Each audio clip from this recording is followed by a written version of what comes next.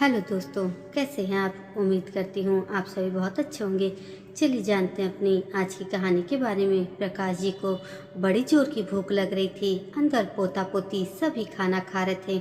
बहू को कई बार आवाज़ लगाने के बाद भी वो खाना लेकर नहीं आई।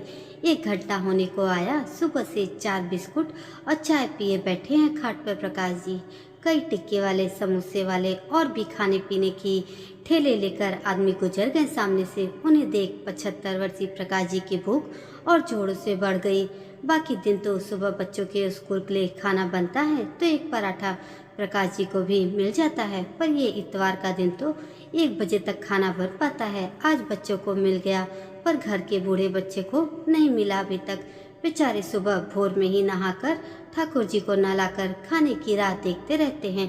प्रकाश जी से जब भूख बर्दाश्त न हुई तो खुद ही खाट से उठे, रसोई घर में खांसते हुए गए। बहू ने अपना घूंघट बढ़ा लिया। प्रकाश जी ने हॉटकेस से 2 रोटी निकाली, कुकर से गर्मा गर्म चावल निकाला, कढ़ाई से आलू गोभी की सब्जी, कटोरी में दाल।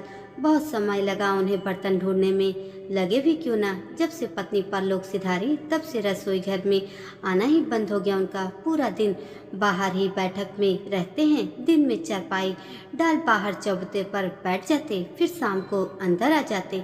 बेटा सुबह का दफ्तर गया, रात में ही आता था। उसका भी थका हुआ चेहरा देखने को खाट पर लेटते भी नहीं थे प्रकाश जी कि बिटवा को देख लूं तभी सोऊं। ऊपर से उनका बिटवा बच्चों के लिए कुछ न कुछ लाता तो अपने पिताजी को भी 1 पीस निकालकर जरूर दे जाता, चाहे वो एक टॉफी ही क्यों ना हो।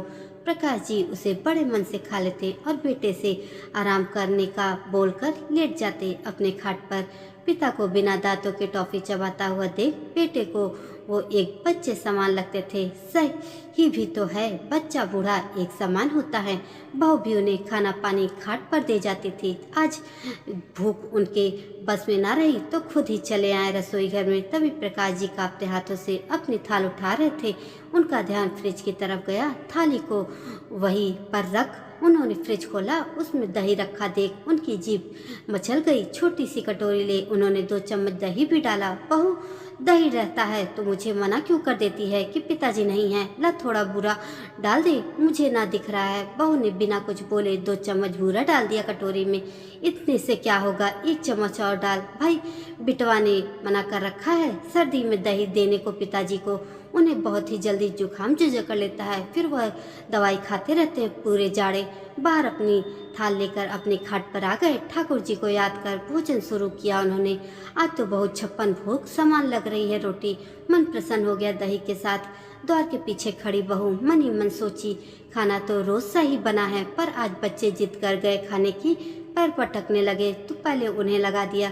यह तो भूल ही गई कि घर में एक और बच्चा है जो पैर तो नहीं पटकता पर भूख तो उसे भी लगती है। अगले दिन से लहसुन का छौंक लगा हुआ रायता रोज प्रकाश जी को उनकी थाली में दिया जाने लगा। अब ना तो उन्हें वो नुकसान करता और वो खुश होकर मुझे पोंछते हुए अपने दोनों हाथ बहू के सिर पर रख देते थे। आखिर आत्मा तृप्त होगी तो आशीर्वाद तो स्वतः ही मिल जाएगा। अब खाना भी प्रकाश जी को उनके बोलने से पहले ही परोस दिया जाता है। जिस घर के बड़े बूढ़े खुश हैं उस घर में तो खुशियां चारों तरफ से बरसती हैं।